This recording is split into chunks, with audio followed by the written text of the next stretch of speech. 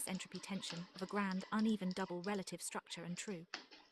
Rectangular glasses without frames looked tiki with his brown autumn coat, white coat, or suits of any color really. He collected them and looked pure pink with pink tie, black with artistic gold in chaos on the right side of the suit, or teal like a dream in contemporary London, were loud and audacious. The glasses could have made him look a legendary nerd if he was just an attorney or skinny doctor. He was in a black and white striped tailor-made suit, contemporary designer umbrella, considering having sleeves up, which statistically is very sexy. He had just had white dreads now, it was time for a university soberness with white hair like a ducktail back. This could look pink too, what a great idea, with a pink beard. He could be quiet, listening and stuck in the inside, far long enough for people think he wasn't extroverted. He would listen and wonder, fantasize about people automatically. He tried to have solitude, people leave when they like to, can't rely on other people to be happy, fleeting smiles and chuckles in insecurity about stupid jokes. There is no certainty in persona for persons, in the flip side of fate. And there is so much time to gather brains, to analyze, creativity and create strength in solitude. A purpose and direction while alone, and endless task or Sisyphus with goal in sight. Solitude in introspection, analysis or worst, sedating darkness, planning a comeback to feel good enough, maybe, finally, and dreaming in your potential.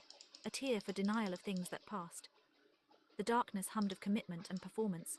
He had waited for a good life, a history of bad mental health, and life kept unfair like sickness.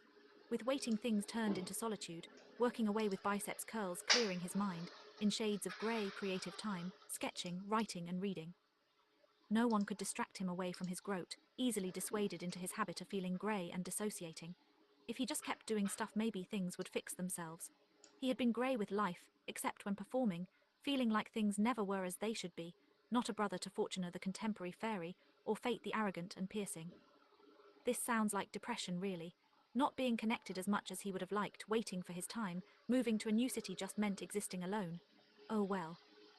James was a social whirlwind for new friends maybe, to be brotherly, drunk and silly, connecting with a martini and then another one, playing things out automatically in his mind, borderline social yet common as fantasizing.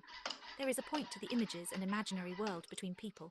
Uniting commonly was the population of lonely people and those with one friend too little, considering when will I find a partner, when will I find a partner again, where is my partner? People didn't understand his poetry really. His music was too niche and stereotyped maybe.